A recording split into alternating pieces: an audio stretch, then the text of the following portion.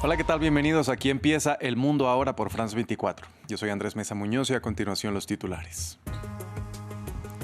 Horas cruciales en Francia. El país espera los resultados de las negociaciones que llevó a cabo Sébastien Lecornu con los partidos políticos para encontrar una salida a la crisis. El saliente primer ministro, previo a su reunión con Emmanuel Macron, aseguró que había voluntad para tener un presupuesto antes de fin de año. En Egipto avanzan los diálogos para poner fin a la guerra en Gaza. Hoy se unen al proceso el enviado especial de Estados Unidos, Steve Witkoff, y Jared Kushner, justo después de que Hamás entregó una lista de prisioneros palestinos que serán liberados a cambio de los rehenes. Donald Trump dijo que tanto el gobernador de Illinois como el alcalde de Chicago deberían ir a prisión, acusándolos de no proteger a los agentes migratorios en medio de las protestas sociales. Esto mientras las tropas de la Guardia Nacional ya se encuentran en una base militar en Illinois a la espera de su despliegue. El oro no tiene techo y la plata. Los precios de ambos superaron un nuevo máximo histórico por la incertidumbre económica y menores tasas de interés en Estados Unidos. En nuestro bloque de economía les contamos detalles. Y en revista de prensa revisamos los titulares que nos dejan algunos de los principales medios internacionales. Diarios como El País, El Comercio señalan el ataque del convoy del presidente ecuatoriano Daniel Noboa en medio del que describen como un cóctel de descontento y violencia que atraviesa las zonas rurales del país. Enseguida lo vemos con el María Angulo. Empezamos.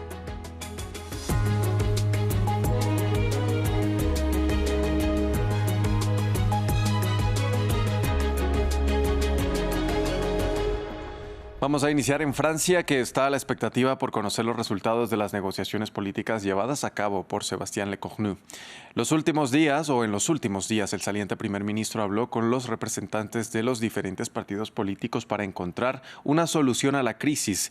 En las últimas horas, antes de la reunión que sostiene con Emmanuel Macron, el premier anunció con optimismo la voluntad para alcanzar un acuerdo de presupuesto antes de que se acabe el año. Más en el informe de Gabriel Colchen. ¿Se podrá evitar la disolución de la Asamblea Nacional?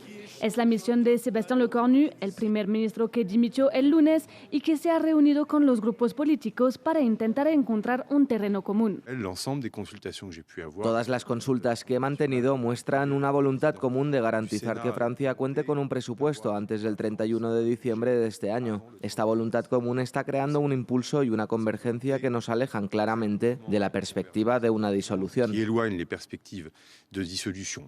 Y para evitar la disolución, el partido de Emmanuel Macron está dispuesto a todo, incluso a una posible suspensión de la polémica reforma de las pensiones. La ex primera ministra Elisabeth Borne, quien hizo adoptar la reforma, dijo este miércoles que está abierta a discutir la suspensión de esta desde enero de 2026. Una concesión que fue recibida positivamente por los partidos de izquierda, aunque se mantienen prudentes. Nous avons parlé de la suspension de la réforme des retraites. Hablamos de suspender la reforma de las pensiones. En estos momentos no tenemos ninguna garantía de que esta suspensión se vaya a producir realmente. Solo lo mencionó la ministra de Educación, Elisabeth Borne, que también inició esta reforma. Pero nadie en este momento puede garantizar que así sea. Mais personne à ce stade ne nous garantit le fait que ce serait le cas. La izquierda pide que Emmanuel Macron nombre un primer ministro de su bando, lo que daría lugar a la famosa cohabitación. Por su parte, la extrema derecha de Marine Le Pen, aunque esté a favor de acabar con la reforma de las pensiones, amenazó de censurar cualquier primer ministro que nombre Emmanuel Macron. Cambiamos de tema. Hoy se lleva a cabo el tercer día de conversaciones para intentar detener la guerra en Gaza. Hamás anunció que intercambió una lista de nombres de rehenes israelíes y prisioneros palestinos que podrían ser liberados en virtud de un acuerdo. Para el encuentro llegaron el enviado especial de Estados Unidos, Steve Witkoff, y el cuñado del presidente Trump, Jared Kushner. A su vez, algunos líderes mundiales, como el presidente de Egipto, expresaron su optimismo sobre el posible fin de los enfrentamientos. Más detalles en el siguiente informe. Las negociaciones de paz para Gaza se intensifican. Este miércoles, varios altos funcionarios se han unido a las discusiones. Entre ellos se encuentran el primer ministro catarí, el enviado de Donald Trump a Medio Oriente, Steve Witkoff, y el yerno del presidente estadounidense, Jared Kushner. A su vez, representantes de la Yihad Islámica, grupo que también tiene retenidos a rehenes israelíes, participa en las charlas. El presidente de Egipto tomó nota de la llegada de enviados importantes y adoptó un tono positivo. Las palabras que recibí fueron muy alentadoras y quería anunciárselas a ustedes, a los egipcios, a la región y al mundo. Funcionarios turcos, incluido el jefe de inteligencia del país, también están presentes en los diálogos. Este miércoles, el presidente Recep Tayyip Erdoğan afirmó que cree que Hamás ha demostrado su voluntad de paz y pidió a Israel que cese los ataques contra Gaza. Poner toda la carga de la paz sobre Hamás y los palestinos no es un enfoque justo, correcto ni realista. Actualmente, el mayor obstáculo en el camino que conduce a la paz son los ataques de Israel.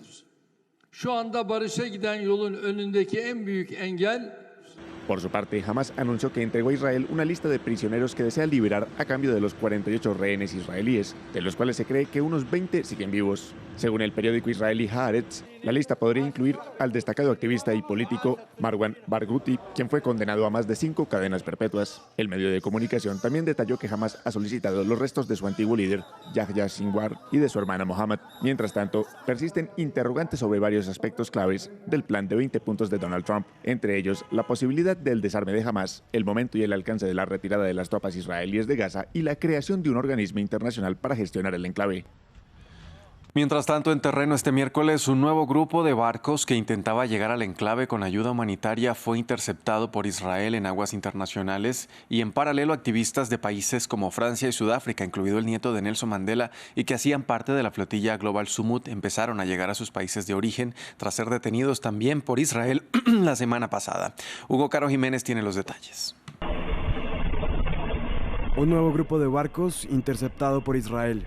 Este miércoles las fuerzas israelíes abordaron al menos 9 veleros que hacían parte de la flotilla Libertad Thousand Matlins a 110 millas náuticas de la costa del enclave palestino, tal y como informó la organización.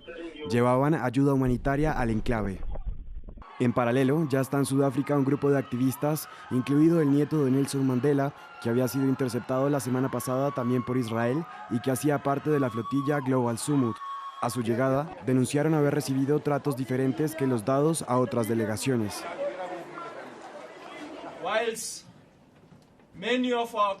Si bien a muchos de nuestros camaradas se les ofreció la oportunidad de ducharse, se aseguraron de que a la delegación sudafricana se le negara.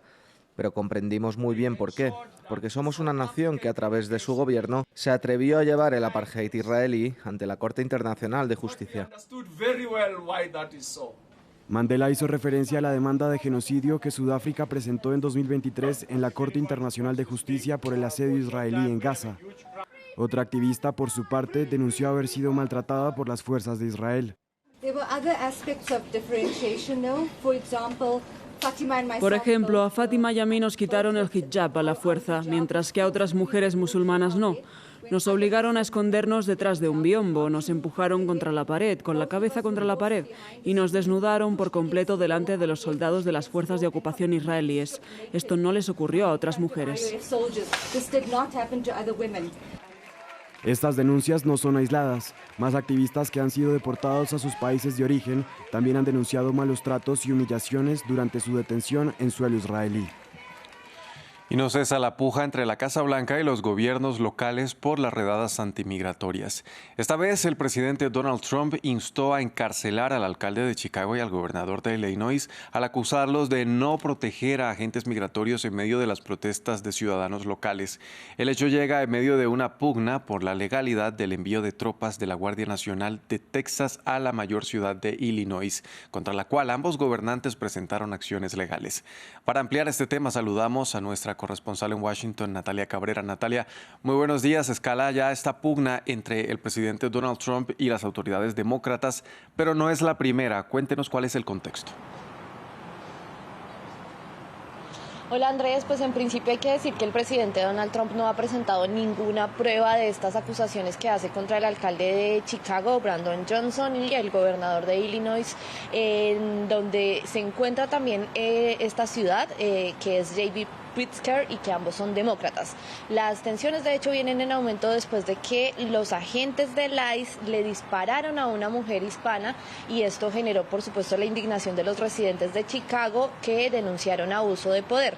Lo que respondió en ese momento el Departamento de Seguridad Nacional era que había sido en defensa propia porque la mujer trató de embestirlos con su automóvil. Trump entonces ordenó el despliegue de 300 uniformados este fin de semana y luego el lunes tanto Pritzker como Johnson presentaron una demanda y pues a pesar de todas estas objeciones el presidente Trump ordenó el envío de estos 400 efectivos más de Texas que el martes ya se encontraban a unos 80 kilómetros de la ciudad de Chicago. También hay que decir que Trump viene amenazando desde hace meses con este despliegue de la Guardia Nacional en esta ciudad y el gobernador Pritzker ha sido uno de los más fuertes opositores a estos despliegues, lo ha llamado aspirante a dictador, autoritario y también en su perfil en X lo que hizo fue responderle, dijo que no le iba a dar su brazo a torcer y Johnson también en redes sociales dijo que él iba a estar continuando en su puesto porque había sido elegido para ello. Ambos lo que dicen es que estas redadas de Chicago son una estrategia del presidente, una estrategia mediática que busca supuestamente generar miedo entre la población, más que combatir la inseguridad, que es lo que está argumentando el presidente, así como lo ha hecho en las otras ciudades en las que ha anunciado y ha hecho estos despliegues y pues este caso se suma justamente y se asemeja también al despliegue de la Guardia Nacional en California en julio, que en ese momento Trump dijo que era para que las autoridades locales no estaban haciendo tampoco un control de las protestas en contra de las redadas del ICE en la ciudad de Los Ángeles y esto pues despertó esta pugna también con el gobernador Gavin Newsom, el gobernador de California y la alcaldesa de Los Ángeles Karen Bass, que también son demócratas y que lo que decían en ese momento es que era al revés, que los agentes del ICE eran los que estaban alimentando estos disturbios y causándolos. Esto hizo también que Newsom presentara una demanda en contra del despliegue de la Guardia Nacional. Una justicia falló a su favor y fue declarada ilegal y en este momento lo que vemos es este llamado del presidente Donald Trump que no tiene precedentes de pedirle al Departamento de Justicia que tome acciones contra sus enemigos políticos. Natalia, los demócratas argumentan que no es legal este tipo de despliegue. ¿Cuál es la disputa? Pues sí, la cuestión se centra principalmente en que hay una ley que dice que el ejército no debe ejercer tareas de vigilancia nacional. Esta ley se llama la Posse Comitarius y prohíbe explícitamente a las fuerzas militares federales que participen en estas garantías del orden público civil porque dice que es una amenaza para la democracia y en este orden de ideas hay algunas excepciones y una de ellas es que sean las autoridades locales las que le pidan explícitamente al presidente, a la Casa Blanca, a quien esté en el poder federal, que los ayude a controlar el orden público y también otra excepción es cuando se invoca la ley de insurrección, que es la que le permite al presidente hacer estos despliegues y autorizarlos en Estados Unidos. También, de hecho, hemos visto en este orden de ideas el cambio de narrativa de la Casa Blanca. Ahora está llamando insurreccionistas justamente a las autoridades que no quieren colaborar con él, que se oponen a este despliegue de la Guardia Nacional y lo que dice es que están desafiando su autoridad como comandante en jefe y también en esta línea fue que designó al movimiento de izquierda Antifa como una organización terrorista. Natalia, muchas gracias por este reporte desde Washington. Pasamos ahora a las noticias de la economía. Y para hablar de números ya se encuentra conmigo en el estudio mi compañera Daniela Blandón, editora de Economía. Daniela, ¿qué tal? Muy buenas tardes, Andrés. Bienvenido de vuelta. Gracias. Daniela, vamos a comenzar hablando del precio del oro que no encuentra techo. Pues superó este miércoles un nuevo récord histórico como lo ha venido haciendo durante los últimos días. Esta vez logró pasar los $4.000 por onza. La razón, no genera intereses, pero es considerado una reserva de alto valor. La plata también le sigue los pasos, está en precios nunca antes vistos. Todas las coyunturas han confluido a favor de estos metales preciosos, como lo veremos en el siguiente informe. $1.000 por onza es el precio récord que alcanzó el oro. En lo que va de año, el metal precioso ha subido más del 50% y se encamina a cerrar su mejor ejercicio desde 1979. El precio del oro ha subido drásticamente en los últimos años, se ha duplicado en los últimos 5. En 2020 rondaba los 55 euros por gramo y ahora está a 110. El oro es tan popular actualmente porque la gente invierte en él en tiempos de crisis. Los bancos centrales están acumulando grandes reservas de oro y la confianza en la economía estadounidense también ha disminuido, lo que también es un factor a tener en cuenta. En tiempos de inestabilidad, el oro es el rey y en 2025 fue uno de los activos con mayor rendimiento, superando los avances de los mercados bursátiles globales y el Bitcoin. Un repunte que incluye factores como recortes en las tasas de interés, sólidas compras por parte de los bancos centrales y un dólar débil. La gente espera una mayor inflación en Estados Unidos, etc. Debido a los aranceles que Trump ha impuesto, las cosas se han encarecido mucho.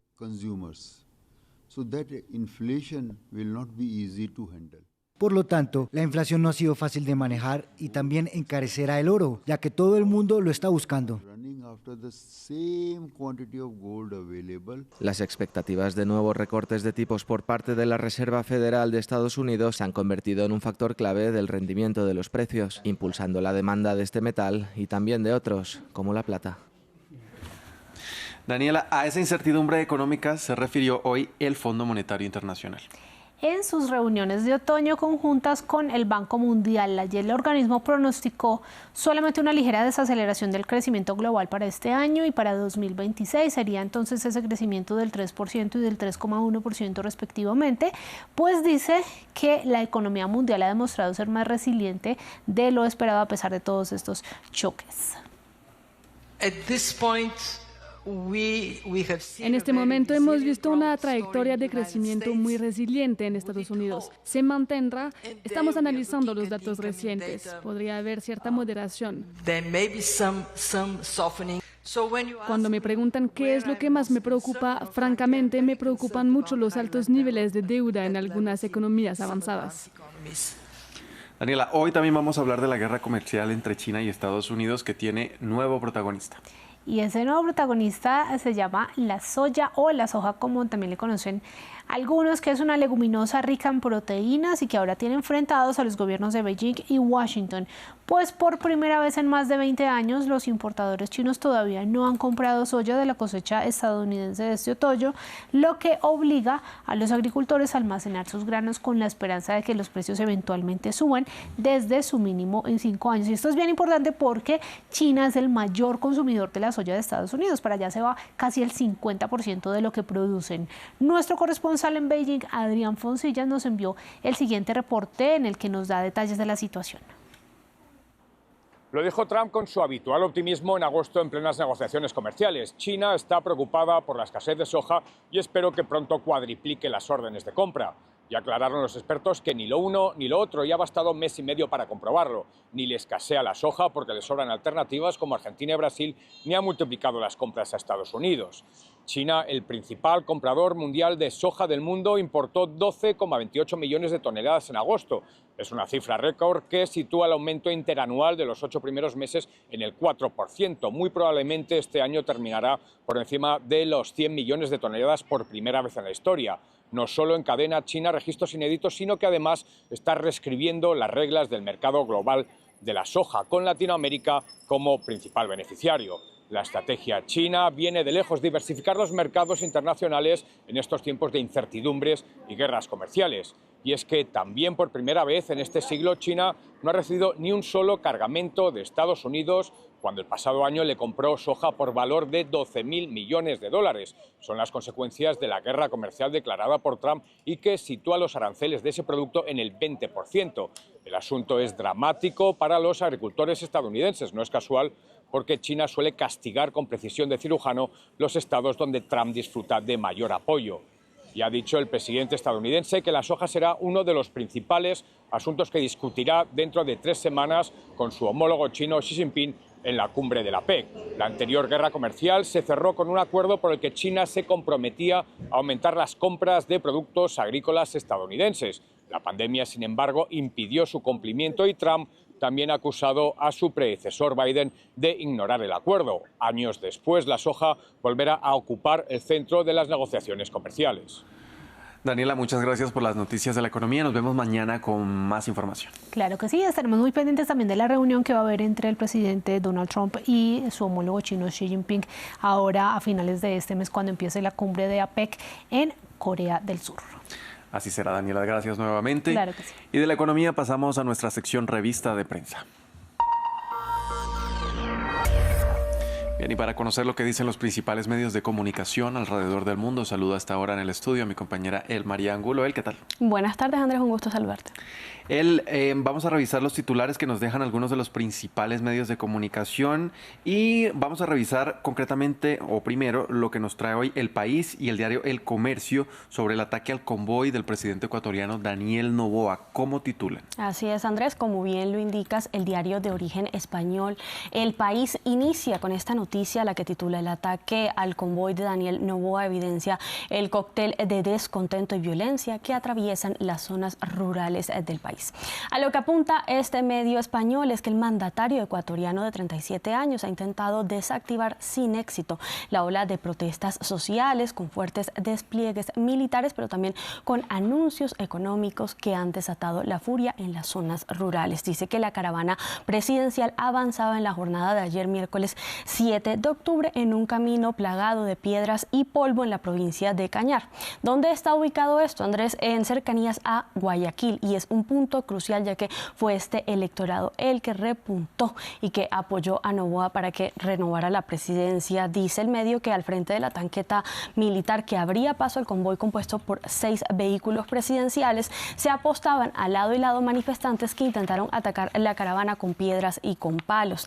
Dice que la caravana en ningún momento se detuvo, pero que las escenas pusieron en evidencia la gravedad de la ola de violencia que ha desembocado en el malestar en las zonas rurales debido, entre otras medidas, a la eliminación del decreto que produjo el retiro del subsidio al diésel. Concluye el medio que Cañar es una de las provincias que conforman el cordón andino de la Sierra Ecuatoriana y que hablar de esta población en el contexto político de la nación latinoamericana es relevante porque fueron ellos los que le dieron el espaldarazo. Reseña el medio El País, concluye este abordaje diciendo: hoy, apenas 6 meses después de las elecciones de abril, son esos mismos pueblos quienes han pasado de respaldar a Noboa para oponer resistencia a sus medidas administrativas. Vemos cómo también, Andrés, el diario local El Comercio retoma esta misma noticia y la titula así: Daniel Noboa denuncia ataque en Cañar y entrega laboratorios en Cuenca en medio del paro. Lo que reseña este medio local es que la presidencia de Ecuador entregó detalles en las últimas horas sobre a qué se desplazaba el presidente en esa área. Dice que se dirigía a anunciar la construcción de una planta de tratamiento que tiene un valor cercano a los $4 millones y que beneficiaría al menos 26.000 habitantes de la zona. A lo que apunta este medio es que la presidencia resaltó que los detenidos en el marco de estas protestas que atentaron contra el convoy del presidente serán procesados por cargos de terrorismo, pero también, Andrés, por intento de asesinato. Vamos a cambiar de tema y nos vamos ahora a España porque el diario El Mundo y La Vanguardia destacan la historia del edificio que se derrumbó ayer en Madrid. ¿Cómo titulan? Así es, vemos cómo El Mundo titula La maldición de Hileras 4 y la arquitectura Laura. Un edificio con inspecciones técnicas desfavorables, valorado en 25 millones de euros y con un dueño saudita. El abordaje que hace este medio local español cita los testimonios que fueron entregados en las últimas horas por trabajadores de la obra, que resaltan que la tragedia pudo haber sido aún mayor, ya que en la parte interior de la edificación se encontraban al menos 40 personas. Reseña esta noticia a manera de crónica y abre así: al filo de las 12:48 de la tarde, un estruendo sacudió el número 4 de la calle Hileras, en el corazón de Madrid. Hace atribución a lo que serían las obras de remodelación de la estructura. Vemos también cómo el medio de igual origen español La Vanguardia titula con la misma noticia, pero con la hipótesis que se dio a conocer justo hace pocas horas. Dice: el exceso de peso en la terraza, primera hipótesis del derrumbe en Madrid, en el que murieron 4 personas. personas. Reseña la manera en la que las autoridades madrileñas han indicado que esta se baraja como una de las principales causas del incidente y cita también las declaraciones del alcalde de la capital española, José Luis Martínez Almeida, quien ha asegurado que el exceso de material de obra que era apilado en la sexta planta de esta estructura pudo ser efectivamente el causante de que esta estructura se viniera abajo. Sin embargo, ha pedido el alcalde mucha prudencia, puesto que el asunto será ahora investigado por la Policía Judicial Española. Lo que indicó el alcalde fue que cayeron 50 de los 200 metros que tenía la sexta planta de esta edificación, y reseña el medio que respecto a las labores de supervisión y vigilancia que permitieron que las obras obtuvieran la licencia en el mes de febrero de este año, todavía hay dudas en materia de seguridad, Andrés. Bien, vamos a cerrar con Al Jazeera y The Guardian, que reseñan la guerra en Gaza, pero desde la cara de los niños. ¿Qué nos muestran allí? Así vemos cómo Al Jazeera titula Gaza y mil caras. El medio recuerda los rostros de los niños que han sido víctimas del conflicto desatado tras el ataque de Hamas a Israel y el inicio de esta guerra en territorio gazatí, recordemos desde el 7 de octubre del año 2023. El medio reseña que muchos niños con los ojos abiertos por la sorpresa y la desidia se aferran a los brazos de los rescatistas después de que las explosiones arrasan día a día con sus viviendas. Indica que algunas imágenes, Andrés, son demasiado fuertes para ser compartidas, pero que muestran un panorama plagado por hogares borrados en un instante y la manera en la que la inocencia de la juventud gazatí es reemplazada ahora por el trauma de la guerra.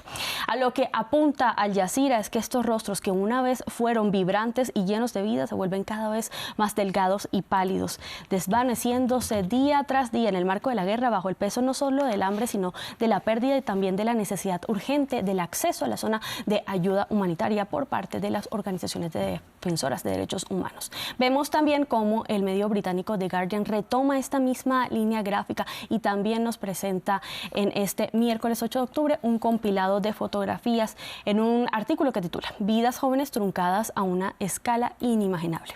Los 18.457 niños que figuran en la lista de muertos por la guerra en Gaza, y retoma también lo abordado luego de un cotejo en un listado de 60.000 víctimas en los últimos meses. Dice que al menos 18.000 son menores de 18 años y que son parte de los datos que han sido también cotejados por la ONU. Dice que más de 40.000 niños han resultado heridos en medio de la guerra y que Gaza ahora alberga a más niños amputados que cualquier otro lugar del mundo que haya tenido un conflicto de este tipo.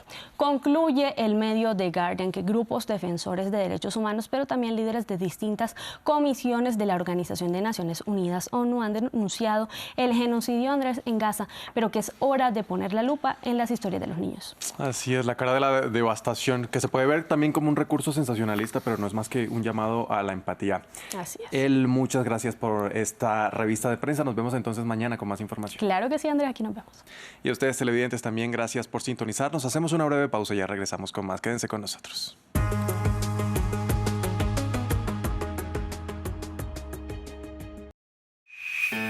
Sus historias inspiran el futuro.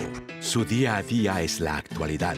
Su cultura, sus luchas, sus éxitos están en el corazón de nuestros programas. Les contamos los que hicieron América Latina y los que la construyen hoy. Les contamos un mundo hecho día a día por los que lo habitan.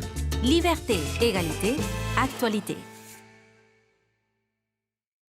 Soy Etel Bonet, su corresponsal para France 24 en español en el Líbano.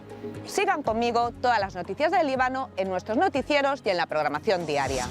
Etel Bonet, una de los 200 corresponsales de France 24 en el mundo.